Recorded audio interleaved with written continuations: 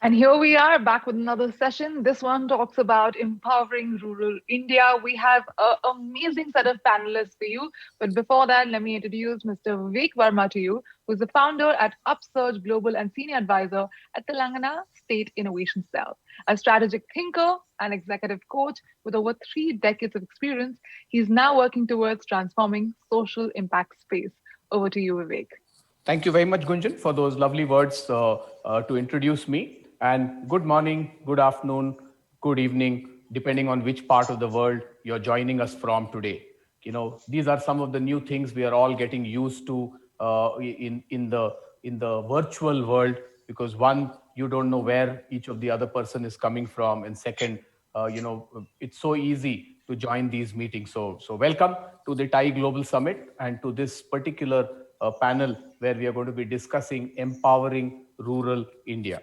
And I think it's a very important topic, and we felt that an event of this size on focusing on entrepreneurship cannot be complete without looking at the largest stakeholders in the Indian kind of system or the Indian narrative, which is the rural India. Because if there is anything that needs to change in the entrepreneurial ecosystem in the country, it cannot happen unless and until we get the rural India engaged. And that's what we are going to be focusing on for the next 40 minutes with three people who have really been making a phenomenal difference in not only getting the rest of the world to understand what's happening in rural India, but actually making huge transformation in this large narrative that needs to change. With that, I'd like to introduce who these three people that I'm talking about and who you can see on the screen, and then we'll go around and pick their brains to get some insights and some thoughts around what's happening and what needs to happen. So let me start with introducing you first to Mr. Vijay Mahajan. Vijay is the CEO of the Rajiv Gandhi Foundation and the director of the Rajiv Gandhi Institute of Contemporary Studies. Mahajan founded Pradhan, a well-known Indian NGO, in 1982. It's been working with rural and poor households, working in the rural households from the time it was started. In 1996, Vijay went on to establish the first three entities of what later became known as the Basics Social Enterprise Group. And I'm sure most of you would be aware of Basics because they've really done phenomenal work and have been engaged in the livelihood promotion and has been supporting the livelihoods of over 5 million low income households in about 20 states in India and 9 developing countries, because it's not just restricted to India. Though we are today talking rural India, but Basics has been doing work even overseas in 9 other countries. Vijay has been listed in the 60 outstanding social entrepreneurs at the World Economic Forum Davos in 2002, India's 50 most powerful people by Business Week in 2009, and among the top 20 who will reform India during the decade by Indian Express 2011. And these are just some of those, and there are many more. He is a distinguished alumnus of IIT Delhi, IIM Ahmedabad, and was a fellow at the Woodrow Wilson School, Princeton University. With that, I'd like to welcome you, Vijay, to this panel this afternoon. Thank you for joining us, and welcome here. I'd also like to now introduce our second panelist for today, Mr. Pradeep Lokhande. Pradeep is popularly known as the postcard man of India and has been single handedly responsible for reforming over 18,000 schools with almost 30,000 used computers being given to them. And he has been responsible for having started over 5,000 libraries in small towns with the help of what he likes to call the non-resident villagers, NRV, as a term that he has coined. He has personally visited, believe me, he has personally visited 7,600 villages in this country. I'm not sure how many people can take a distinction of that sort in the course of his work.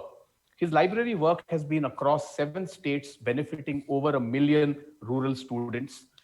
Coming to why he is known as the postcard man of India, because many of you may be wondering what's this title.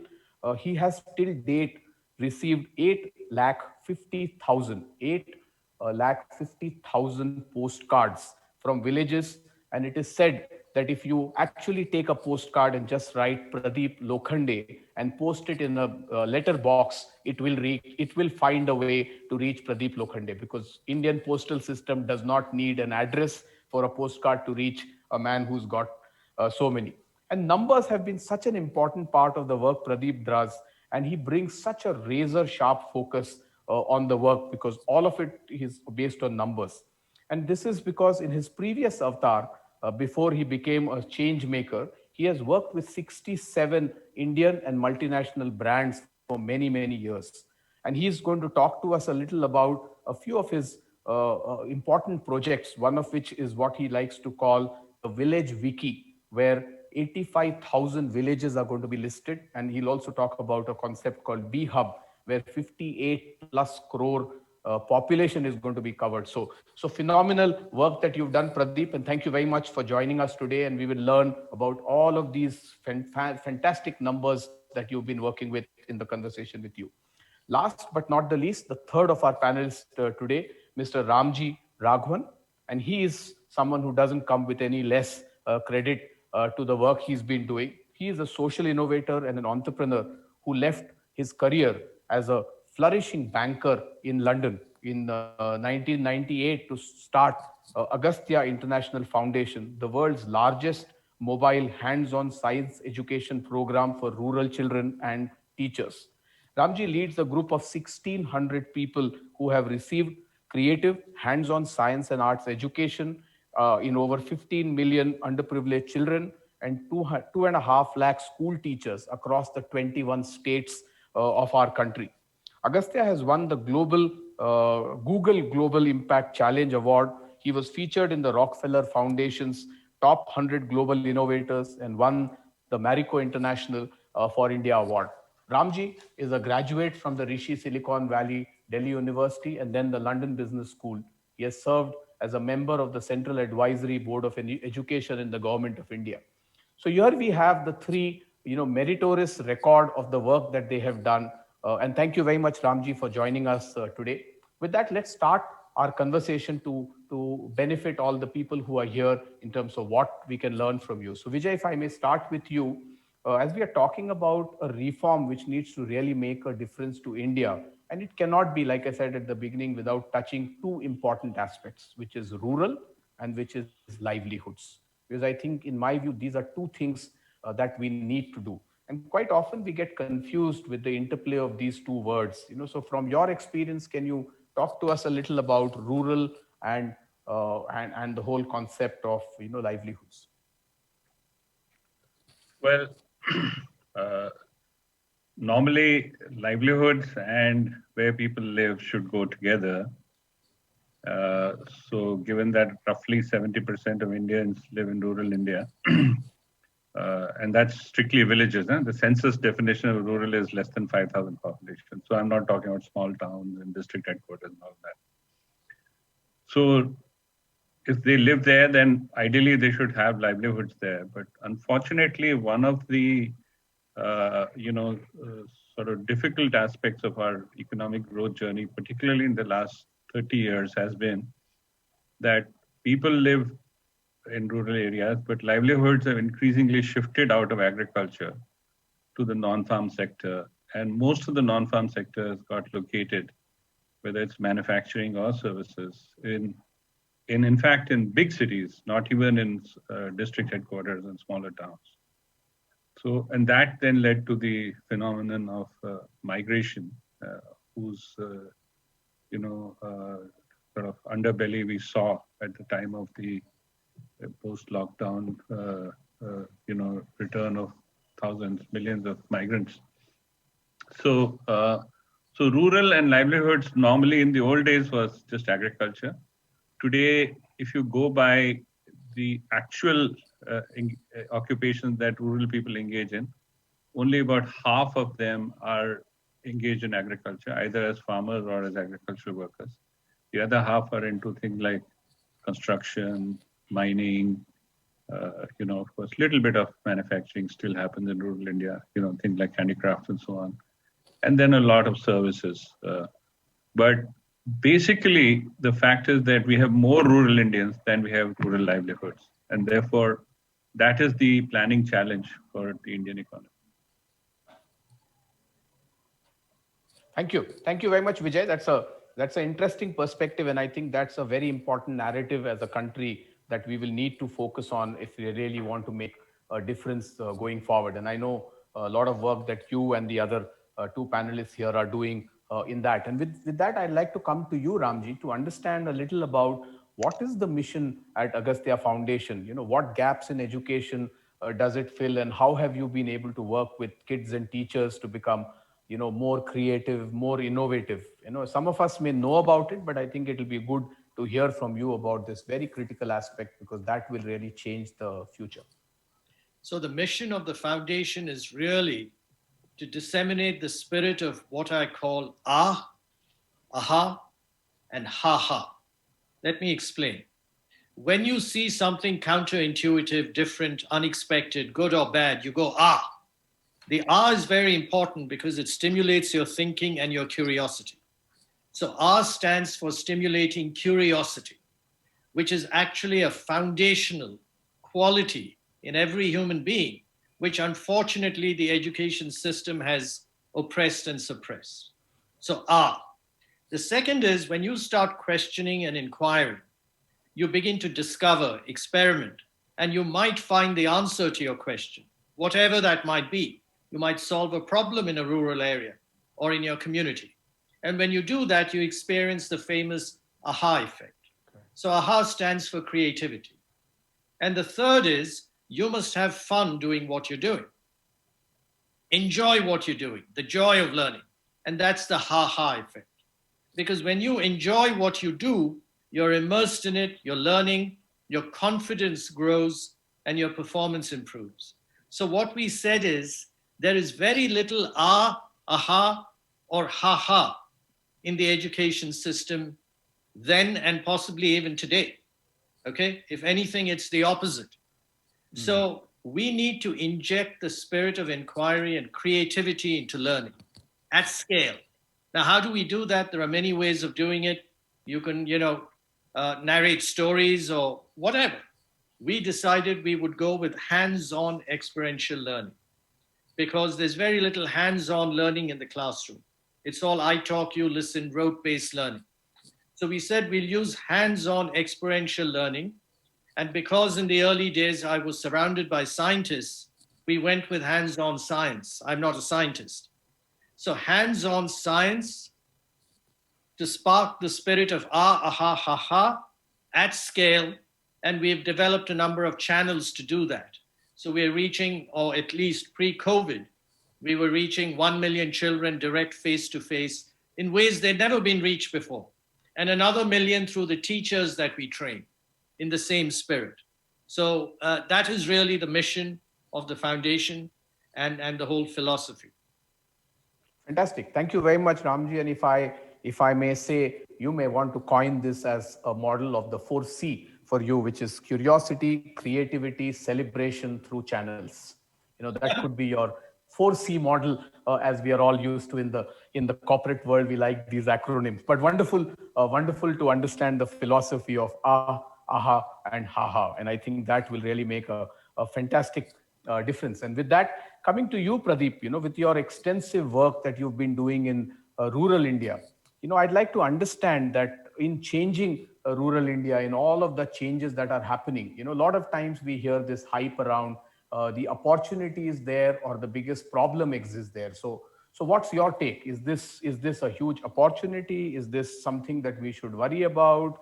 How large is it? What's your perspective about the rural India opportunities that we should focus on? Pradeep? Pradeep, you're on mute, sorry. Yeah, sorry. Okay. Yeah. Actually, I am in ha. Thank you, sir. You have given us a fantastic term. I am in ha. I am in ha phase. Anyway, namaskar to all. Thank you, TiE Global and the team, and special thanks to Vivek and his team. As you know, Vivek, I am a dangerously optimistic person. So I am going to tell you the only brighter side which are happening in rural India. There are 130 crore people, means 130 crore issues. So should we discuss 130 crore issues? Or should we discuss what is good happening in this country? So I'm going to tell you 4 or 5 important points which are fantastically happening in rural India. As you all know, we have just 3% land of the world. Just 3% land of the world, 6% water of the world, but 17% population of the world. And out of that 17%, 55 to 60% stays in rural India. So it is important to the world, not to India, but to the world, So what good things are happening there? The first and very importantly, the importance of education has reached to practically every household of this country. As you all know, 15 crore students who study in primary in this country, means har ghar mein the importance of education has reached. It's done. Primary education is in this country is in just 1.5 kilometer radius. Really fantastic. Just 15-20 years back, you have to walk 8 kilometers. Today it is 1.5. Secondary is in 3 kilometers. I am poor. I don't have no issues. You can walk down 1.5 kilometers. See, it has happened. It has happened in this country. There are exceptions. We are not a developed country. We are a developing country. So there are exceptions. But broadly, it is just 1.5 kilometer radius. So education is the first huge change which has happened in this country. Second is communication. Communication is reaching to practically every Indian. You probably will not have to eat, but they have a television and a DTH. Har ghar ke upar chhata hai. You go anywhere in the world. So they are connected to the world because they get, as soon as you have that DTH and a color television, you get 200 channels, FTA channels, free to air. Means you are connected to the world. Means when the communication and education reach to any household, consumerism starts. Now you can think from the entrepreneurship point of view. Now anybody wants to do anything in this country, so huge opportunity because he's little bit educated and the communication is reaching to him. Another thing, time is very less, 70, 80 crore people, and I'm talking in 3 minutes. It's very difficult. Anyway, farmer previously to invest only in 2 things. One in land and a gold. Today is investing in everything. Everything. Jail bhi kharid raha hai wo, shoes bhi kharid raha hai. So huge opportunity to youth of this country. Huge opportunity. You name anything he wants there. There are 65 lakh outlets in rural India. Aise khol ke nahi bete because they are selling something, and you will find a lot of big brands there in these villages because they have understood the importance of value for money. Now the next is, it is a controversial, people say it is a controversial, MSP, means some money is reaching to farmer. We will discuss that afterwards. Correct. Fourth, government spending. As I've told you, I'm dangerously optimistic. I always say that out of 6,37,000 villages, there are 5 lakh villages in this country are having all a season road. So good opportunity for anything and everything. 5 lakh villages. There are hardly villages in this country where there is no electrification, but more than 6 lakh villages in this country electrified. They are already electrified. Done. It has been done. So government spending good amount of money to do this infrastructural activity across the country. But we talk only 2 words. I will not even talk about that 2 words. I'm telling you, these are the numbers, and you can check this on Google any day, any day. After that, and very important, this is very, very important. I believe in, it is very difficult to reach to rural India, to the female of rural India. But today, you can go to any village where there is a Gram Panchayat. There are minimum 3 to 13 women council members in every Gram Panchayat. Means they are elected. They are the face of a village, and through her, you can reach to that 49% population of the country. There are 8.5 lakh women council member in this country, and by rotation, she becomes a Mukhiya, Sarpanch, Pradhan of a village. What else you want? It has been already done. So these, and the last is the CSR. Corporate is investing huge amount of money of their CSR money to do a lot of good work. across the country. And that is also last year around 37,000 crore rupees invested to do the right from toilets to building a school to a hospital, all good things. So these are the major changes which are happening in this country. That's why the entire world is looking at India and especially rural India. Rural India. Fantastic. And like I said, at the beginning, numbers, and Pradeep, you will have him on top of all of these. And as he rightly pointed out himself, dangerously optimistic. That's the words he likes to use.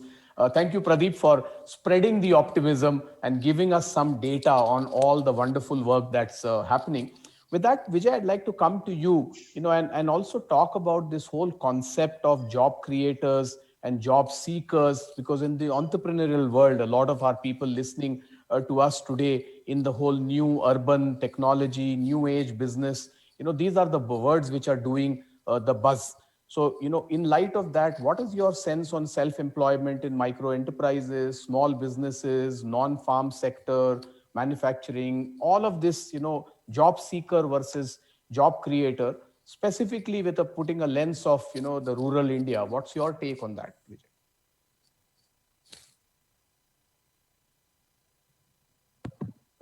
First of all, I'm really delighted with Pradeep's optimism.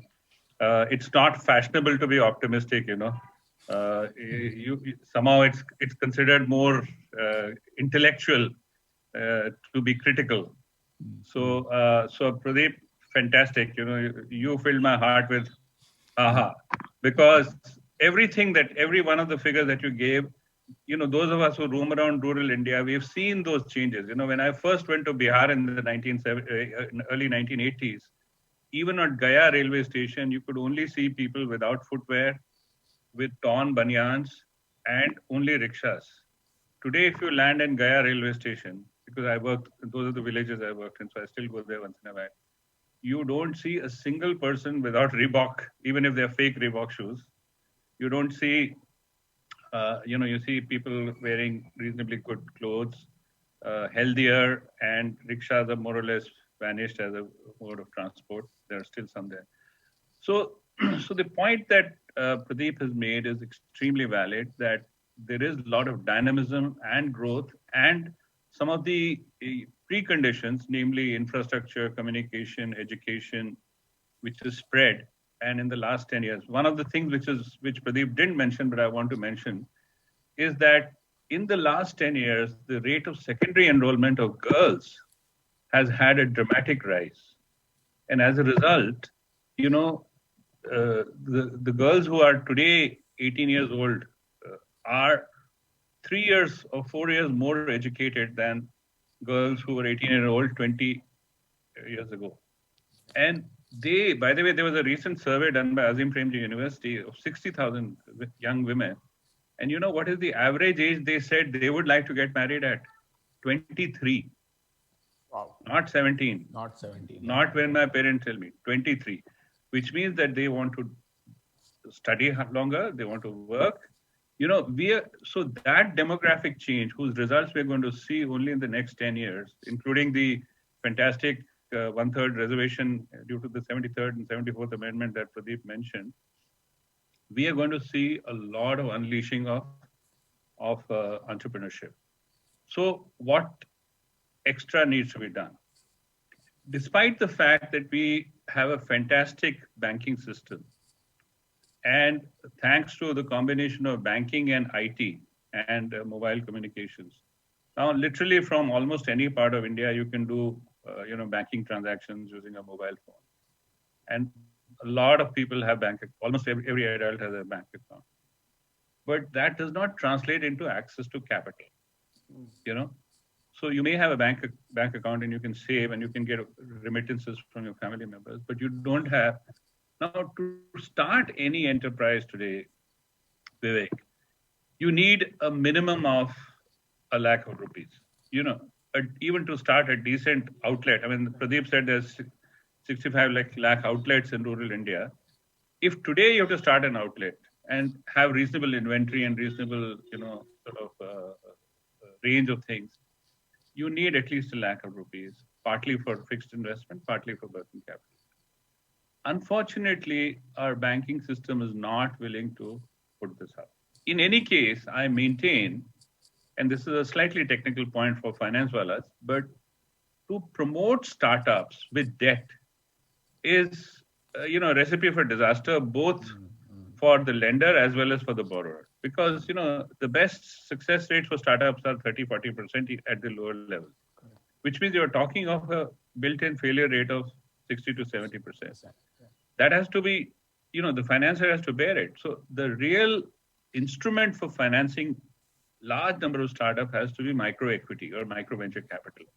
Unfortunately, Indian financial architecture, indeed the global financial architecture, has not yet, invented that product. Just as microcredit itself was invented only about 30, 35 years ago, thanks to the genius of people like Professor Yunus and Ella Bhatt and so forth. We now need a micro venture capital product.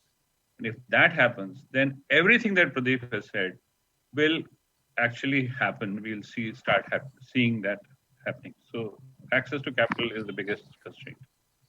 Fantastic. And I think for those of us who are in the VC space, I think that's a space you all need to help come into and look at that, because that's a model, like Vijay is saying, is something which can scale, because that's the need of the hour, and it's an important aspect. So I hope some people listening to us today will consider that and look at that. When we talk about scale, coming to you, Vijay, if you can talk to us a little about at Agastya Foundation, when you talk about this scale, because again, you've impacted lives of people at scale. So what are the channels you use? How are you, you talked briefly about when I put the 4C model, you talked about the channels. And I think that's an important piece for people to understand, because when you want to reach at scale, how do you do that? Especially in areas like education, which isn't that easy. Yeah, so what we said is that we need to create a lot of new ideas, okay, and innovations. So like a business has a factory or an R&D lab, we created a campus near Bangalore, which is our idea factory, where we have a lot of very interesting experiential learning centers, unlike anything in the world, actually. So that's good. Then we said we need to pump these ideas through certain channels so that they go way beyond the campus and reach the entire country. So actually, when we first got the land for the campus in 2000, it seemed like a big coup, except it became an albatross around my neck because we didn't have money to build anything there. So we were forced to huddle and brainstorm, and we came up with the idea of a mobile science van. And then we found that this mobile science van can go into all villages and carry these very interesting hands-on science experiments. So we began to invest in these mobile science vans, which was a lot cheaper than building a building. So today we have 200 such mobile vans, and each one reaches some 3,000 to 5,000 children every year. And then that led to a lab on a motorcycle, which won the Google Global Impact Award. Then we set up satellite science centers. So, and now we have, hundreds of night village school centers. So with the campus, if you like, as the idea factory, and all of these channels actually taking it to the masses in a way that didn't dilute the richness of the experience that you get on campus. Today, thanks to COVID, a lot of organizations have had to pivot to online and digital, and so have we, except with a difference. Our strength is physical, hands-on experiential learning. So we said, let's combine digital and online with the physical experience. Call it phygital or blended learning. So we're doing that. And I think over time, we can, if we're reaching 2 million children a year today, and another important aspect was training teachers and transforming teachers so they can be force multipliers. So if we're reaching 2 million children a year today, our goal is to 10x it and get to 100 million children in the next 5 years. So scale happens when you're opportunistic, when you have an open mind. And we decided early on, Vivek, that instead of filling the glass with water, we will try and raise the level of the ocean by 1 millimeter. So when you start thinking like that early on, you start looking for answers to scale. And I think that's how we've, over time, scaled. Fantastic. And that's such an important perspective that you brought, half a glass of water or raising the level of the ocean by a millimeter.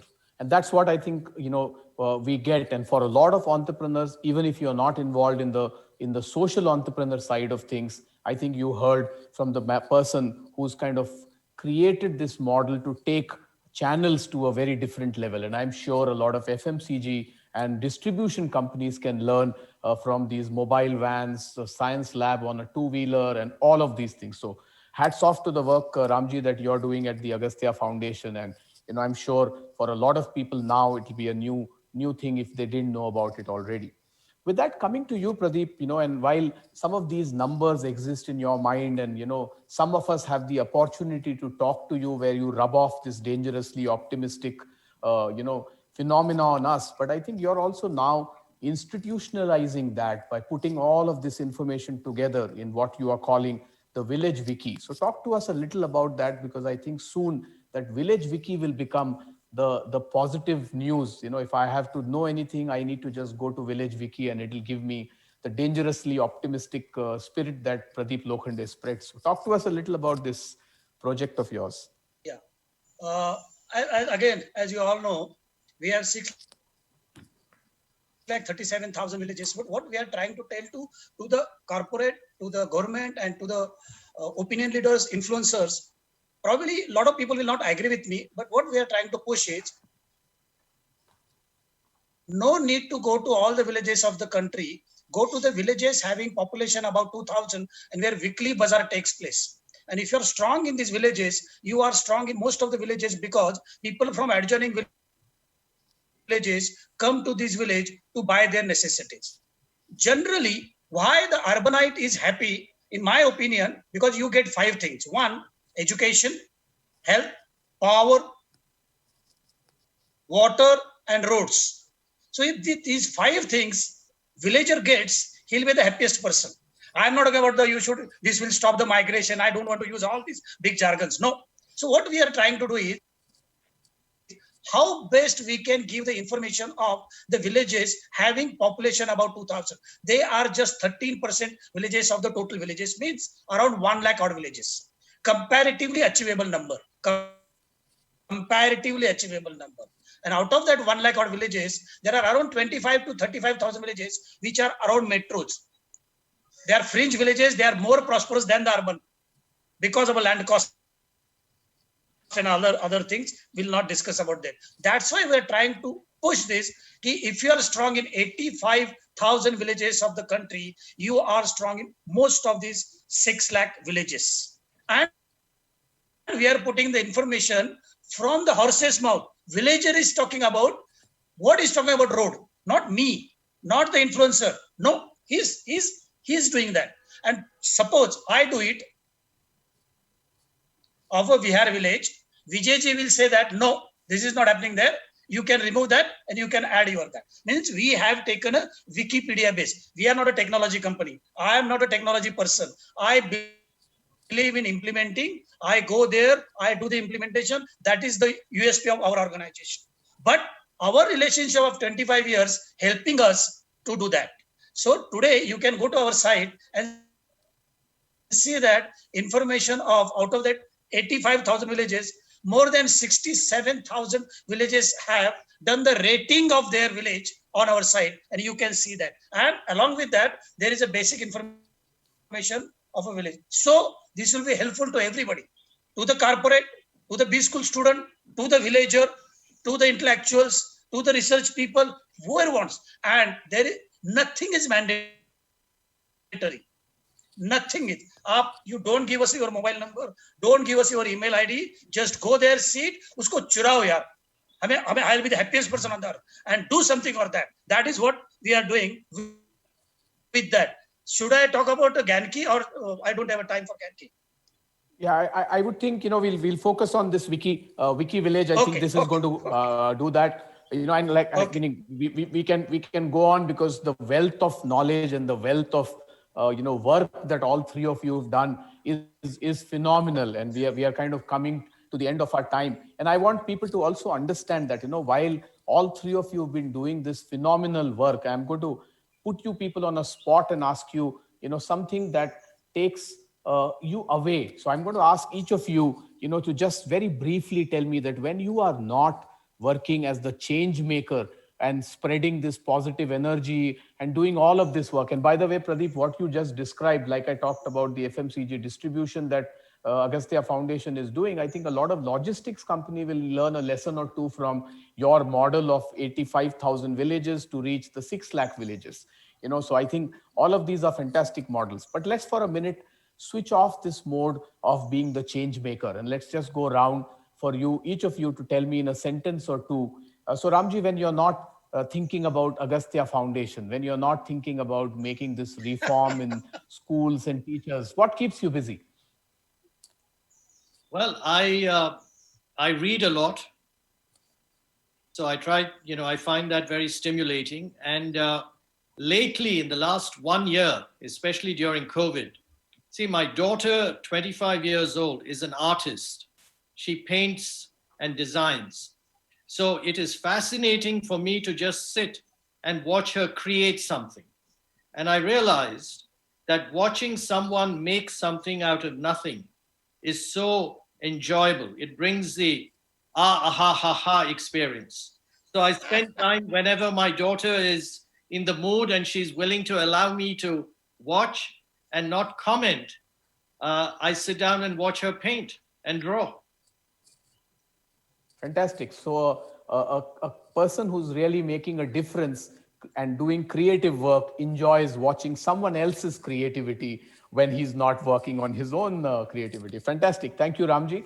With that, coming to you, Vijay, and again, you've been someone who's done phenomenal work. For a minute, if I was to say it, forget about all that. Yeah. Let's just talk to Vijay. What do you do when you're not doing all of this phenomenal work? So, in some ways, very similar to what Ramji just said, except that instead of works of art, these are works of change. Basically, even during COVID, but even earlier, there's a park near my house where I live, and I can go for a walk very happily within the park. It's quite wooded and all of that, quite unusual for Delhi. So I have this system of walk with Vijay Mahajan. My young friends, many. Anybody who's who's trying to start a social enterprise or has started a regular enterprise, is struggling. We just talk and we exchange experiences. And most of the time, Ramji, for me, it's a joy to just hear these people's stories, their dreams, and of course, the fact that sometimes they've failed and they feel quite sorry for themselves. And I tell them, hey, I am the national champion in failure, so you can't displace me yet. And so basically, we are at that stage where I think watching others do better, what we try to do and bring those dreams come alive is really what gives joy. Fantastic. And Vijay, if you don't mind, which is this park, so that the entrepreneurs on this call know if they want any advice, go for the walk with Vijay Mahajan. Along with you, yeah. I can just give my mail ID and they're welcome to send me vijaymahajan54@gmail.com. Vijay Mahajan. So any one of you who needs any advice can either write to Vijay, or even better, just go for a walk with Vijay Mahajan and learn from him. And with that, coming to you, Pradeep, when you're not spreading this dangerous optimism, what else are you doing? When you're not talking about rural India, when you're not talking about these numbers, what keeps you busy? I go and meet the young entrepreneurs, the person who is selling the pav bhaji, the person who's selling the pani puri, the person who is a mochi, and go and sit next to them and understand. Go and sit next to a person who is selling a sabji, and she's an elderly woman doing a business of 100, 200 and 300 rupees in a day, and you learn a lot. मैं तो हमेशा पूछता हूँ, इसका inventory कैसे रखते हो यार? मुझे अभी तक समझ में नहीं आया. She is not educated, but she knows इसका ये भाव है, यहाँ से लाया, उसको इतने में बेचना है, ये फ्री देना है. How it is happening in this country? It is happening in this country. I think हमारे DNA में बहुत अच्छा entrepreneurship है. I think I missed on that. So I meet these type of people और बहुत सुकून मिलता है, बहुत सुकून मिलता है. ये सुकून मिलता है कि मुझे तो लाइफ में सब कुछ है यार. Selling on a road, वो कितना वो कितना काम करता है, 8-8, 10-10 घंटे काम करता है। मैं तो हीरोगिरी करता हूँ तो भी मुझे पैसे मिल रहे हैं, लाइफ के सब पैसे मिल रहे हैं, और बेटियों को भी लेके जाता हूँ, दोनों बेटियों को। When I go to London, when I come back from London, I'll go to Anandvan. ये भी लाइफ होता है, लाइफ का, ये समझना चाहिए हमको। थोड़ा क्या हो गया कि हमें वो सिर्फ डेवलप्ड कंट्री का हमको भूत सवार है बहुत ज्यादा, वो होना चाहिए, मैं I am not against that, but हमें ये भी पता चलना है कि हमारे रूट्स कहाँ हैं, हमारे पैर कहाँ हैं, और हमको सबको साथ में लेके चलना पड़ेगा। ये छोटी कोशिश चलती रहती है बस। Thank you so much. Fantastic. So balancing is very, very important. And I guess, as all of you heard, about the phenomenal work that's going on in rural relations, in Rajiv Gandhi Foundation and in Agastya Foundation. But behind these are these three passionate individuals, who haven't lost the human touch and the human angle, which is phenomenally important from where the passion comes. So thank you very much to all three of you. It's been such a wonderful journey to talk to you, and we can go on. Like I said, this conversation can be the next 6 hours, but I guess, you are required a lot more to make that difference rather than talk about it. So I will let the three of you continue doing the wonderful work. And on behalf of the TIE Global Summit, I'd like to take this opportunity to thank all of you. And I'm sure all the audience listening to you from around the world would have got a glimpse into rural India and would have got to know that so much is happening, not just through the three organizations that you represent, but there is so much happening in rural India, which is where the action is and which is where I think the future is going to be. So if we do want to empower rural India, then I think it is about the work that the three of you and various other people are doing, because that's where the action is. Thousands of others. Thank you, Pradeep. Thousands of others. Yes, I know. Thousands of others, So thank you, Pradeep. Thank you, Vijay. Thank you, Ramji, for joining us today. Thank you, Vivek. And we wish you all the best, and may a lot more power be with you to make all these changes. The next time when we talk to Pradeep, the numbers should be 10x, and he should be talking to us about those numbers. So, but we all had a nice. Thank you so much. Thank you. We all had a. And thank you. We started with a. We started with an moment, and we've ended on a ha ha moment. So thank you very much. Yes. Thank you. Bye. Thank you.